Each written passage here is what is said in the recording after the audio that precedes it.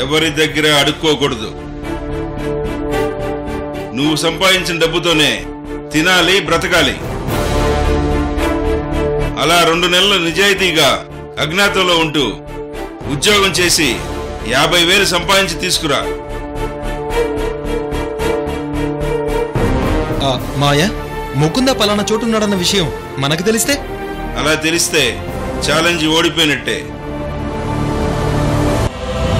ఈ ఛాలెంజ్ లో నువ్వు గెలిచి వస్తే అప్పుడు నేను ఎండీని చేస్తాను.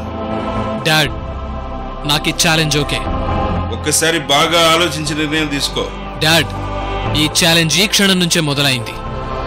నేను రెడీ. అరే ముకుంద్, వద్దురా, నేను ఒప్పుకోను. ఈ ఛాలెంజ్ నువ్వు తట్టుకోలేవు. వద్దు నాన్న. మామ్, నన్ను ఆశీర్వదించు.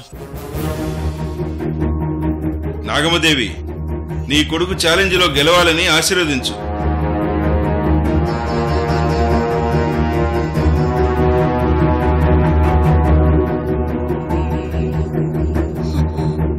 గాడ్ బ్లెస్ యూ నాన్న. లే.